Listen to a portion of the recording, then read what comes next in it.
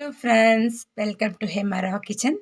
இன்றைக்கி நம்ம பார்க்க போகிறது ஒரு பிரேக்ஃபாஸ்ட் ரெசிபி தாங்க. வாங்க நம்ம வீடியோக்குள்ளே போயிடலாம். தேவையான பொருட்கள் பார்த்துக்கலாம். நான் இன்றைக்கி பண்ண போகிறது கேழ்வரகு மாவு பன் தோசை தாங்க. ராகி பன் தோசை. நான் ஒரு கப்பு கேழ்வரகு மாவு எடுத்துருக்கேங்க. போட்டுக்கலாம். இப்போ இதில் ஒரு அரை கப்பு ரவை போட்டுக்கலாம். அரை கப்பு ரவை. இதே கப்பில் ஒரு கப்பு தயிர் எடுத்துக்கிறேன். ஒரு கப்பு கேழ்வரகு மாவு, அரை கப்பு ரவை போட்டோங்க. ரவை வறுத்த ரவை, வறுக்காத ரவை எதுவாக இருந்தாலும் எடுத்துக்கோங்க. ஒரு கப்பு தயிர் விட்டுருங்க. நல்லா கெட்டி தயிராக போட்டுக்கோங்க. இப்போ இதுக்கு தேவையான ஒரு அரை கப்பு தண்ணி இப்போ விடுறேன். அப்புறம் பார்த்துட்டு நம்ம இன்னும் கொஞ்சம் தண்ணி சேர்த்துக்கலாங்க. இந்த தயிர் கப்பில் தயிர்லாம் அலம்பி அப்படி விட்டுடுவோம்.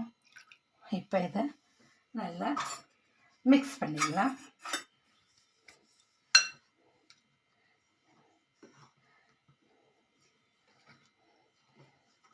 ரொம்ப ஹெல்தியான பிரேக்ஃபாஸ்ட்டாக இருக்குங்க. இது செஞ்சு சாப்பிட்டா உடம்புக்கும் நல்லது.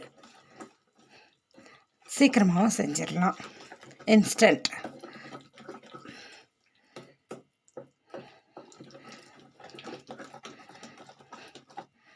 இப்போ இதை ஒரு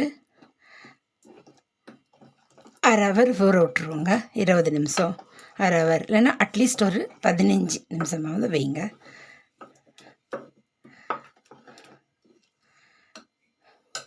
இப்போ இதை ஒரு மூடி போட்டு வச்சிடுவோம் ஒரு ஓரமாக.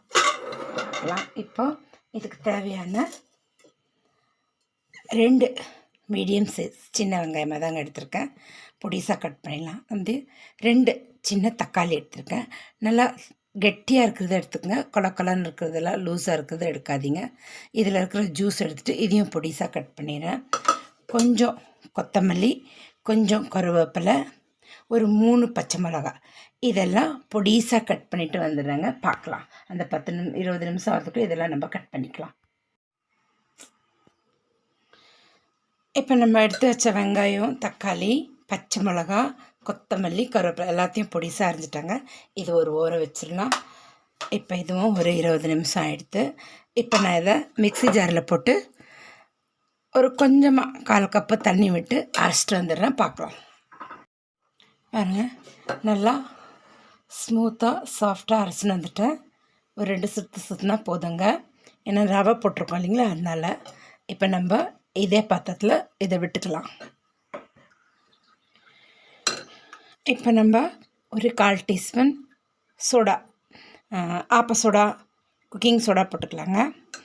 ஒரு 1/4 டீஸ்பூன்.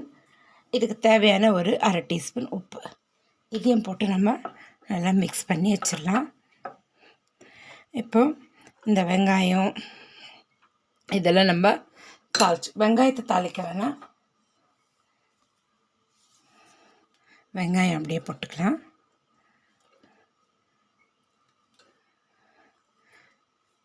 கொத்தமல்லி, கருவேப்பிலை, தக்காளி மட்டும் தாளிச்சிக்கலாம். சரிங்களா? இது ஒரு ஓரம் வச்சிடலாம். இப்போ தாளித்து கொட்டிட்டு சுட வேண்டியது தாங்க. பார்க்கலாம். ஒரு டேபிள் ஸ்பூன் அளவு அடுப்பத்தை வச்சிட்டாங்க. தாளிக்கிற கரண்டி வச்சுருக்கேன். ஒரு டேபிள் ஸ்பூன் அளவு எண்ணெய் விட்டுப்போம்.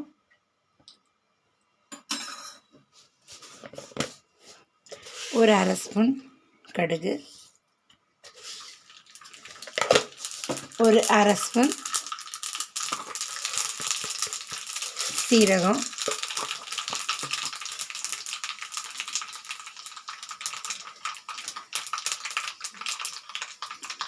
கொஞ்சம் கருவேப்பிலை, நம்ம எடுத்து கட் பண்ணி வச்ச தக்காளி அதையும் வதக்குவோங்க. இது வதங்கி வரட்டும். நம்ம இதில் ஒரு 2 சிட்டிக்கை பெருங்காயமும் சேர்த்துக்கலாம். ஒரு 2 சிட்டிக்கை பெருங்காயம் தூள் போட்டேங்க. நல்லா வாசனையாக இருக்கும், கமகமன்னு. அவ்வளோதான், ஆஃப் பண்ணிடலாம். இது கொஞ்சம் ஆறட்டும். நம்ம அதில் கொட்டிடலாங்க. ரொம்ப வதங்க தேவையில்ல, லைட்டாக இந்த சூட்லேயே தக்காளி வதங்கிடும். அவ்வளோதாங்க. எடுத்து ஆல்ரெடி நம்ம வெங்காயம், பச்சை மிளகாய், கொத்தமல்லி எல்லாம் சேர்த்துட்டோம். இப்போ தக்காளி, கடுகு, சீரகம், கருவேப்பிலை கொஞ்சமும், அவ்வளோதான். கருவேப்பிலை கொஞ்சம் தான் போட்டோம், அவ்வளோதான். இதுலேயே ஆல்ரெடி நம்ம கொத்தமல்லிலாம் சேர்த்துட்டோம். இப்போ போட்டாச்சு. இதையும் நல்லா கலக்கி இப்போ நம்ம பன் தோசை ஊற்றிட வேண்டியதாங்க. ரெடி ஆகிடுத்து பாருங்கள். ராகி பன் தோசை செய்யலாம். நான் இது கூட தக்காளி சட்னி வச்சு சாப்பிட போகிறேன். அதே மாதிரி நீங்கள் உங்கள் விருப்பத்துக்கு ஏற்ற மாதிரி தக்காளி சட்னி, தேங்காய் சட்னி எது இஷ்டப்படுறீங்களோ வச்சு சாப்பிட்லாம். இல்லைன்னா சாம்பார், காரக்குழம்பு இல்லை கூட சாப்பிட்லாங்க. சரி, இப்போ அடுப்பத்தை வச்சுட்டு நம்ம இதை ரெடி பண்ணிடலாம். பன் தோசை அவ்வளோதாங்க. நான் இது மாதிரி சின்னதாக இந்த மாதிரி தாளிப்பு கரண்டி வச்சுக்கோங்க உங்கள்கிட்ட இருந்தால். இல்லைன்னா சின்ன கடாயாக இருந்தால் கூட நம்ம ஆப்ப கடாயில் கூட சுடலாம். ஆனால் இதில் சுட்டால் சூப்பராக வருங்க.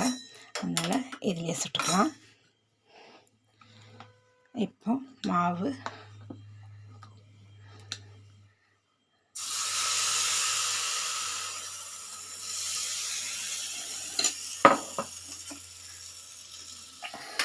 ஸ்லோ பண்ணிக்கோங்க ஃப்ளேமை.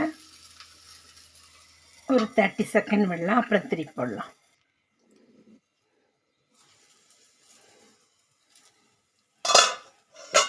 இப்போது நம்ம திருப்பி போட்டுடலாம். பாருங்கள், ஏதாவது சப்போர்ட்டுக்கு வச்சுக்கோங்க. அவ்வளோதான். இப்போ இதுவும் ஒரு 30 செகண்ட் வெயிட்டும் பார்க்கலாம். பாருங்கள், எடுத்துடலாம். பாருங்கள், சூப்பராக பம்பம்னு வந்திருக்கு. இதே மாதிரி நான் சுட்டுட்டு உங்களுக்கு பிளேட்டிங் பண்ணும்போது காட்டிடுறேங்க. நீங்கள் பன் தோசை வேணாலும் இந்த மாதிரி பன் தோசை சுட்டுக்கலாம். சின்ன ஒரு இது வச்சு, சரிங்களா, தாளிப்பு கண்ணு இல்லை தோசை மாதிரி ஊற்றினாலும் நம்ம தோசை மாதிரியும் சுட்டுக்கலாங்க. பாருங்கள், நான் தோசை மாதிரியும் ஊற்றிட்டேன். சூப்பராக வருது. இப்போ நான் இந்த மாதிரி தக்காளி சட்னி வச்சு தான் சர்வ் பண்ண போகிறேன். இங்கே பாருங்கள், தோசை சுட்டாச்சு, தக்காளி சட்னி வச்சுருக்கேன். சரிங்களா, அதே மாதிரி பன் தோசையும் ரெடி ஆகிடுது. பன் தோசை வேணும்னா இந்த மாதிரி பன் தோசை வச்சு தக்காளி சட்னி வச்சு சர்வ் பண்ண வேண்டியதுதான். உங்களுக்கு எப்படி இஷ்டப்படுதோ அந்த மாதிரி செஞ்சுக்கோங்க. பாருங்கள், சூப்பராக வந்திருக்கு. இதே மாதிரி நீங்கள் ட்ரை பண்ணி பாருங்கள். ஸ்டவ் ஆஃப் பண்ணிடுறேன். இன்னும் மாவு இருக்குது, நான் அப்புறமா சுடுவேன். இதே மாதிரி நீங்கள் ட்ரை பண்ணி பார்த்துட்டு எப்படி வந்திருக்குன்னு சாப்பிட்டு பார்த்துட்டு கமெண்ட் பண்ணுங்கள், லைக் பண்ணுங்கள், ஷேர் பண்ணுங்கள், சப்ஸ்கிரைப் பண்ணுங்கள். மறக்காமல் பெல் பட்டன் அழுத்துங்க. அப்போ தான் நான் போடுற வீடியோ உடனுக்குடனே வந்து சேருங்க உங்களுக்கு. மீண்டும் நம்ம அடுத்த வீடியோவில் சந்திக்கலாம். தேங்க்யூ ஃபார் வாட்சிங்.